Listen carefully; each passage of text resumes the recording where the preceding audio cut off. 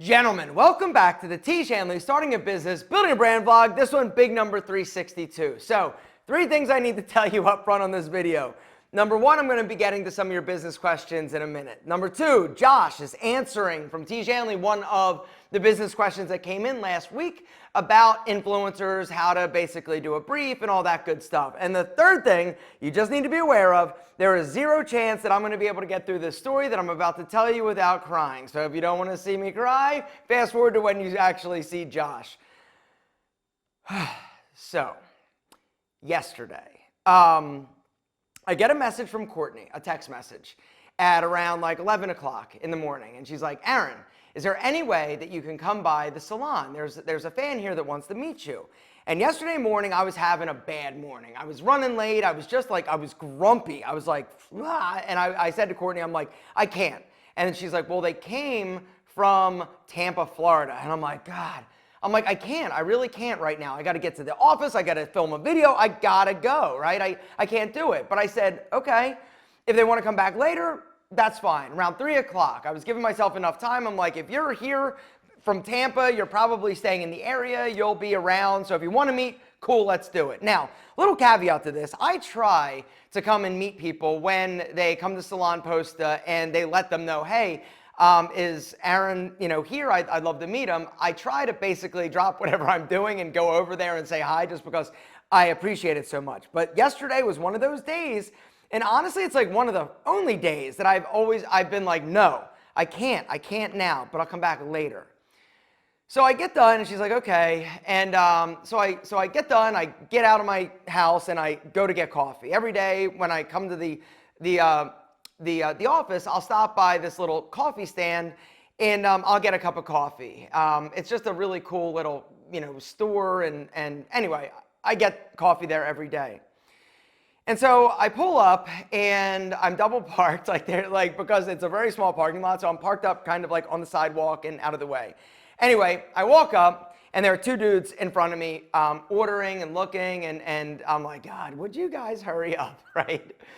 And so they walk off, they place the order because it's basically like an outdoor place that you place your order and then you go either take it or sit down outside and eat it or drink it or whatever. And so I get done or they get done and I walk up to the counter and she's like, large coffee? I'm like, yep, large coffee, dark roast, yep, no cream, okay, good, thanks. And then all of a sudden I hear, wow, that's random. And I'm like, really? I didn't look. And I hear, Aaron. And then I look, I'm like, hey man, what's going on? And the gentleman, Jason, was like, we were just at your salon. And that was the point where I'm like, this is a little bit weird, right? Because I'm like, wait a second, the timing, like if I was a minute late or they were a minute earlier or like the timing of this.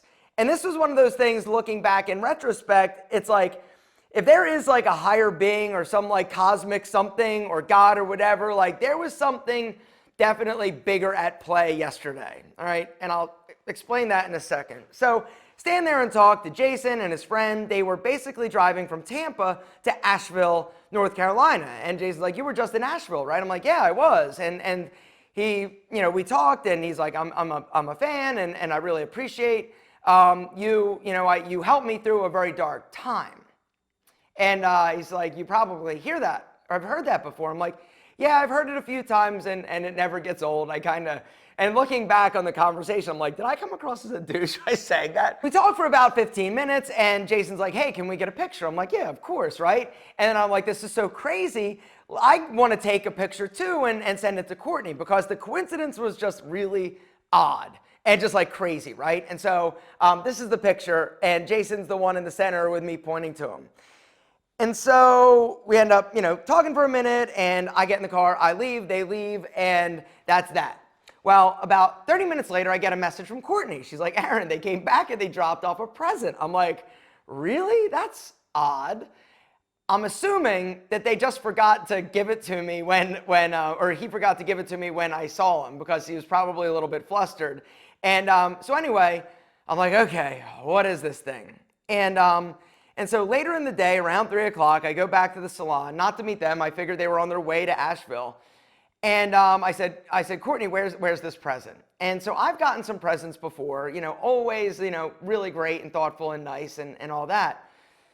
So I go back in the office where Steven is, and he's having a meeting with 2 L'Oreal reps. And so I'm like, hey guys, and I meet them, and they're like, oh, you have, a present. That's pretty crazy. I wonder what it is. I wonder if it's a picture of you or whatever. Because I've gotten some of them, and that's very flattering. And I am always, I never know.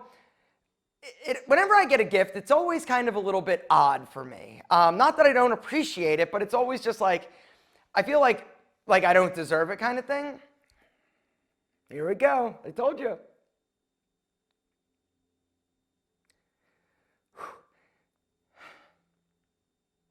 So anyway, I start opening the present, and it's this like weird shaped thing wrapped in like a paper bag, right? And it's just this long, flat, and it was kind of flimsy. I'm like, what the hell is this, right? And so I start unwrapping it, and immediately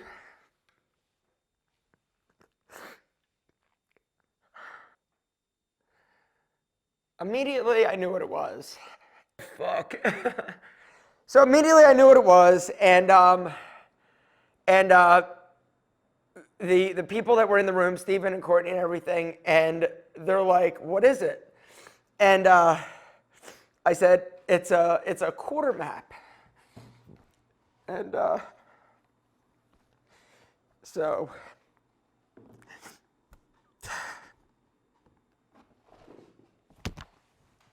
I said, it's a quarter map, and they're like, well, what's the story behind it? And I started to try and tell them, and I had to leave because I was too choked up. And I had to walk out of the salon because I just, it just brought back everything.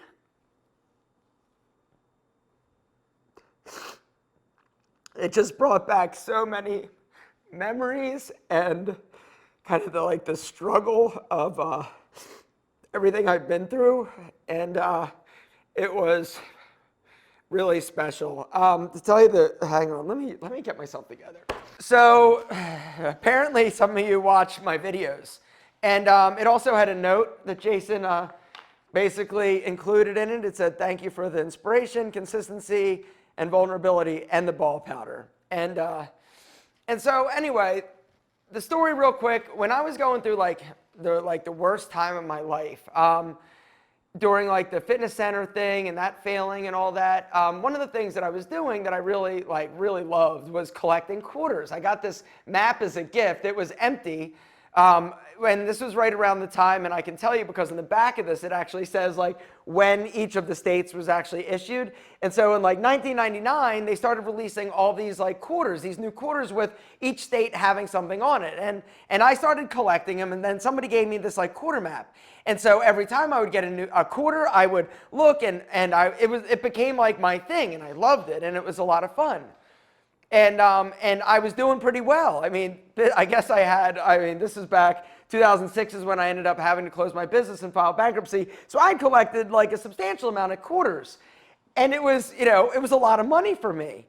And so when I was going through my things were bad. I hadn't filed bankruptcy yet, but this is when I was shutting down my business, or I should say, it was starting to become apparent that things weren't going well with my fitness center and everything like that. Maybe I should put on glasses. I won't look like I'm crying so much. Okay, that's better. Anyway, so during that time, things got really bad. I was taking money off of my credit cards to pay my staff. I was completely and utterly broke, to the point at which I started just one day. I was like, I'm just going to take 6 quarters and get a cup of coffee, because I love, Starbucks. And so I didn't have the money to get a cup of coffee. And so I robbed my quarter map, and I was like, okay, if I take states that I know that I can find easily, and so it was this system. And my wife at the time, or my girlfriend at the time that I ended up marrying, she didn't know that I was doing this. It was just kind of I'm like, I want coffee. I need to take it out of the quarter map. And that was the point when I sort of went to the quarter map that I knew that this was not going to end well. And that was the point at which I think I finally like lost hope, because up until that point, I'd always sort of envisioned like, okay, we're going to figure it out. Like, even though like we're like really having a time, like I'm going to figure it out. And then that Christmas, it was bad. And I'm like, how am I going to afford, you know, a gift for my wife? And we were in the mall one day, and we passed this like picture store, and in the window was this picture of this giraffe kissing a baby giraffe. And it was like, I don't know, probably like 70 bucks, $100, something. I don't remember the price of this, but I do know that she was like, oh my God, I love it. And I thought, okay, I was calculating. I've got literally like $50 left of credit on my one credit card. And then I was thinking, and I've got probably like 20 bucks of quarters in my quarter map. And so I went home the next day. I got all the quarters out of my map, and I went with like $50 worth of credit to the store. I bought it, and the next day the credit card got shut off because when the interest totaled, it like, or the interest hit, it basically put me over my limit, and that was the end. And so this quarter map kind of represents that time. And, you know, just getting it. And like, so there are a lot of quarters I never saw. And it was just, it was just really, really special. And that's the story. Josh here. I run the influencer program at Tiege Hanley. I've been with the company for a little over 5 years. And Aaron asked me to come on to answer a question from Raymond Stoltz. It says, business question. I'd love to hear about influencer selection. What is a good example of a campaign brief? What are your thoughts on influencer size to target as a new business with limited resources for paying for posts? Okay, so a lot to unpack here. Let's start with campaign brief. At Tiege Hanley, you know, each company is going to have a slightly different brief that they send to influencers depending on their goals, depending on the kind of content that's being produced, whether it's for a sponsored YouTube video or Instagram stories or a reel or a TikTok. They all take slightly different briefs. And when you're starting out, you should really just be trying to work with the influencers without too much of a formal brief, because if you don't have experience with campaigns yet, putting too much structure around something will create a situation where you're only going to be as successful of depending on the structure that you've put into place and that structure was created with no data, no background, and so I wouldn't suggest putting anything extremely formal in place at first. As far as influencer selection, there's a lot of different types of influencers. When, you know, for Tiege Hanley, we work with a lot of different size influencers on a lot of different platforms, and so yeah, I mean, you know, anyone that can influence someone to buy a product, in my mind, is technically an influencer in some capacity. And so when you're an established company like Tiege Hanley, we're working with anyone from a few thousand subscribers on YouTube / Instagram, all the way up to, you know, people with, you know, millions of subscribers or followers on a certain platform. And so when you're just starting out, though, that was mainly your question, because you said you're a business that's just starting out with limited resources. If you have limited resources and you don't have a lot of experience working with influencers quite yet, I would recommend starting with affiliate marketing. This was something Aaron brought up in the last vlog as well, for someone that was looking to earn an income from their content. And so I would start with affiliate because it's very low risk on both sides, but can be potentially lucrative on both sides. And so affiliate marketing at Tiege Hanley is just defined as someone who makes commission from promoting a product and getting sales instead of a guaranteed rate. And so if, you know, say an influencer is being paid $1,000 for a YouTube post, that's different than them earning, let's say, $20 every time they sell a product. And so the latter would be an affiliate, the former would be an influencer in the way that we define it at Tiege Hanley. And so I would recommend starting there, especially to learn, get some experience, get like some sponsored or content that is about your brand under your belt before you start going after bigger and bigger influencers, because the bigger and bigger you go, the more and more risk. There's never a guarantee in influencer marketing, but as you do more content and put more content out to the world, you're going to learn what works best for your brand and how to spot people that are going to work best for your brand and be able to speak to it in the best way. And so that's how I would start with Tiege Hanley in terms of like what we're looking for, and maybe I'll actually use like say you're starting a car accessory company. I'll use that as an example because we talk a lot about Tiege Hanley here. But if you were starting a car accessory company, the first people I would talk to if I was in that position would be people who talk about cars on YouTube or Instagram or TikTok. I'd recommend starting on YouTube. But like people that fix up cars, talk about news about new cars, people that are testing cars out as they come out, stuff like that. Anything around cars is probably going to be your lowest hanging fruit to go after in terms of an influencer. But eventually, that you're going to have to find ways to expand the types of content that you sponsor and the types of influencers you work with, because car enthusiast is only a somewhat small niche on YouTube, on TikTok, on Instagram. And so you're gonna have to find other people in different areas of content that could potentially work for you. And as you build a strong base of people that you work with, that allows you more and more flexibility to run riskier and riskier tests. And so that's basically what we did at Tiege.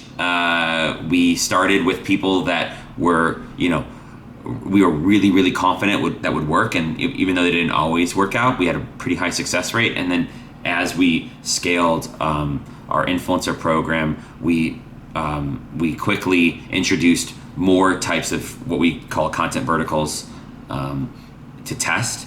And some worked, some didn't. And then you keep testing, learning, and growing as you go. So I hope that answers your question. So the next business question is from Marcelo Vaz. And I think last time I did talk a little bit about, or I mentioned that I was going to talk about the Stubble Buddy. I'll save that for next time because that's kind of a long story, and I definitely monopolized a lot with me crying and ugly. Actually, I'm an ugly crier apparently. This one got me ugly crying. The next business question also has me crying for different reasons. From Marcelo Vaz. He says, what happened to the bike accessory company you're partnering with or coaching? So for those of you who've been around for a while, you may remember that we started a bit of an investment company called Area 627. It was me, Eric Bandholz, Ryan Masters, Antonio Centeno. The first company that we found was this company that made basically custom headset caps, which we had no idea what they were, but from what he showed us, the numbers looked really good. The costs were low. It cost 50 cents to make, and they were charging $20. And it's this little cap that goes on the top of handlebars for mountain bikes. And so we saw it, we're yeah, this is perfect. Great business. Great, hang on. Great business. Actually, Marnie. Do you think Marnie and I should do a podcast?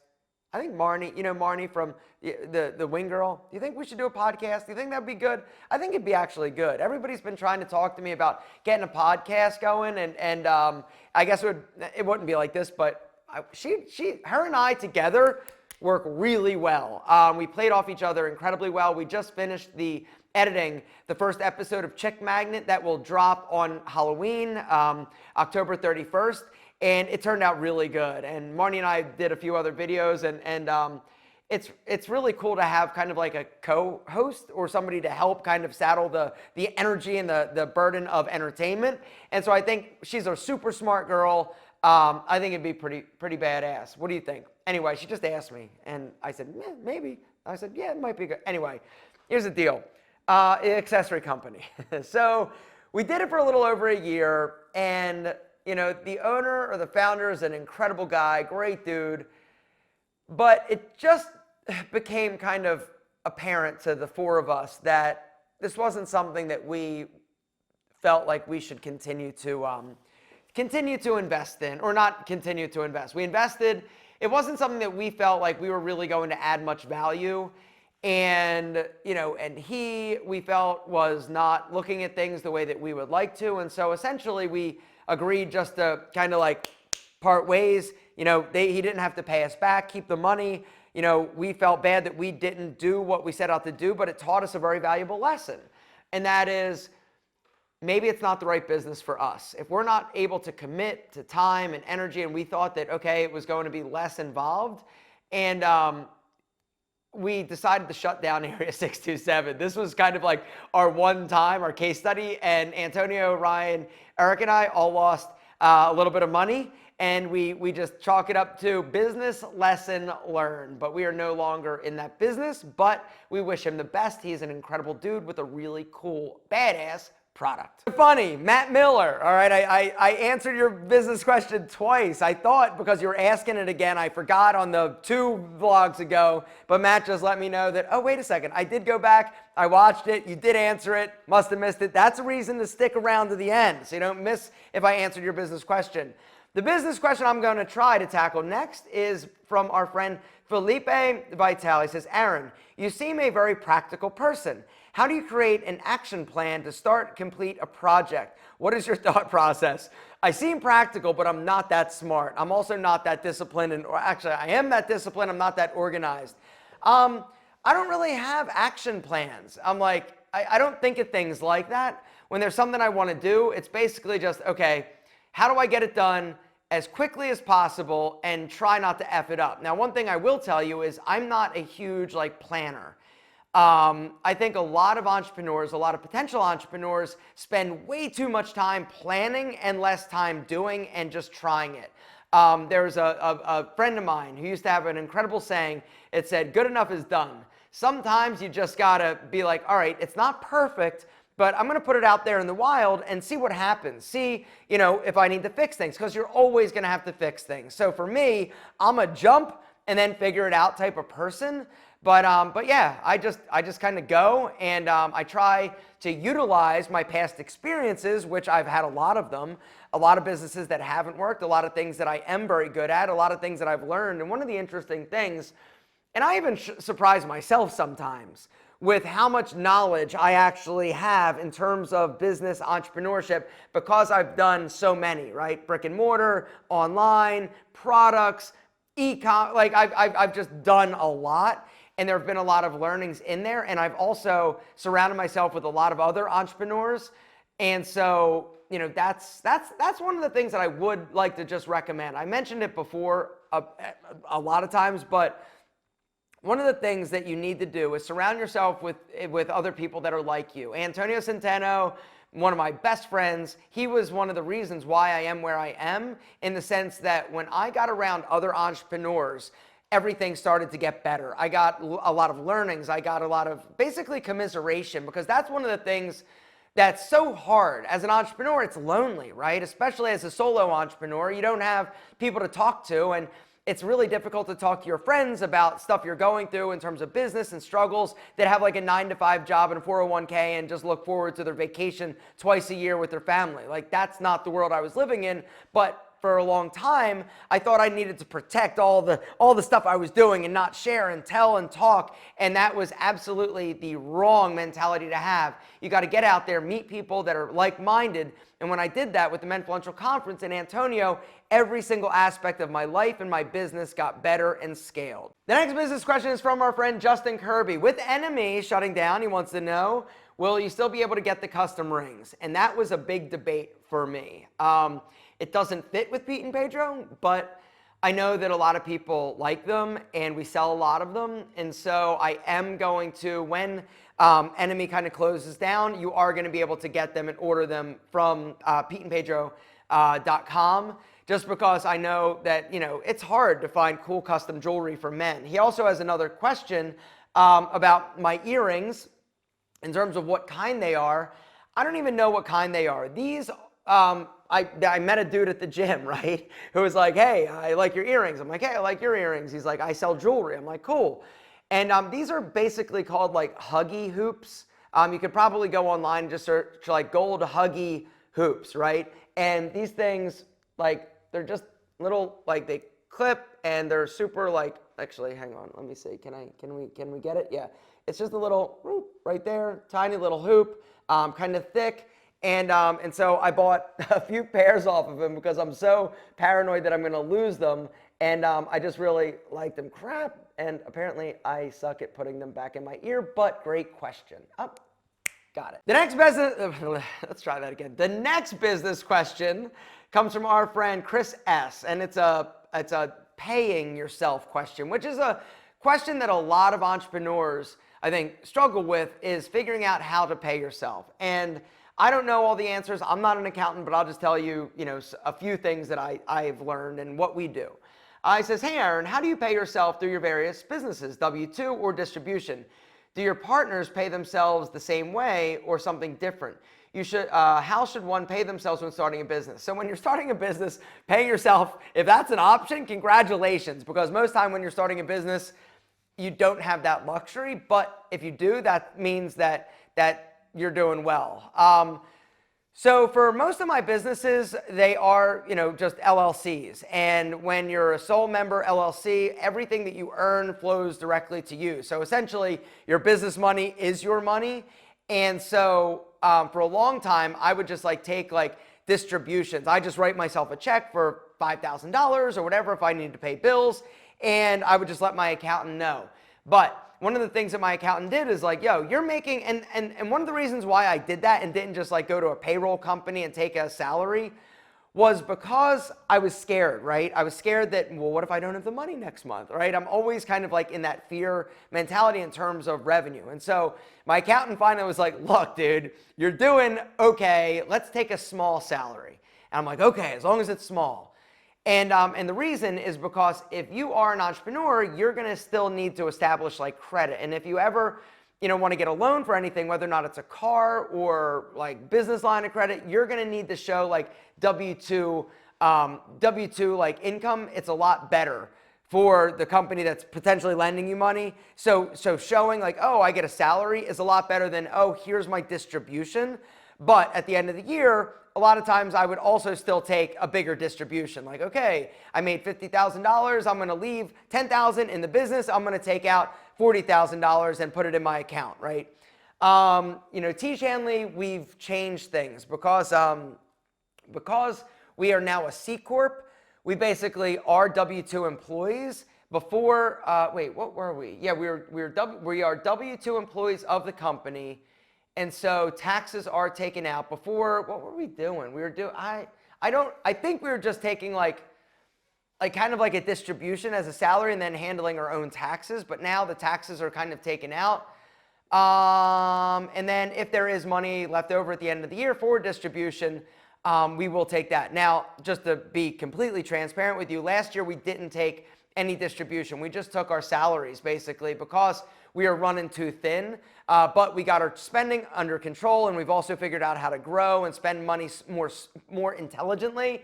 And so there is going to be a lot more money left over this year. And so it will be some type of distribution or bonus type thing. But really the best idea is to get an accountant and talk to them. But if it's a sole member LLC, it's basically that company's money is your money and vice versa. So you can do whatever you want with it, if I'm being honest. And the last business question is from my friend Joey at Pure Water Sales. What's up, Joey? I'm actually going to say, Joey, copy and paste this question in next week's or this vlog because it's a very great question and I don't want to try to half-ass it. And we need business questions for next week. And so why not punt this one to next week? Copy and paste it in this vlog. If you have a business question, gentlemen, you know the drill, or you should. Down below, start it with business question and ask. Each week, I try to get to some of them. This week was monopolized by me ugly crying. But whatever, the quarter map is sweet. And I'm not going to talk about it because I don't want to get choked up. But this was probably, don't tell my family, but this is probably one of the, if not the best gift that I could have ever gotten. And it's actually pretty expensive. When you add up all the quarters, it should be a simple calculation, but you've got like, you know, American Samoa, you've got US Virgin Islands, Puerto Rico, Guam, Hawaii. Anyway, what am I? And then Northern Mariana Islands, I've never even heard of some of these. How would I have gotten that quarter? Jason, you rock. Thank you. And you helped me through apparently a hard time as well. Or at least you got to see me have another one on this vlog and bawl my eyes out. Guys, thanks for everything. We love you more than our what? Double monk strap shoes. You rock.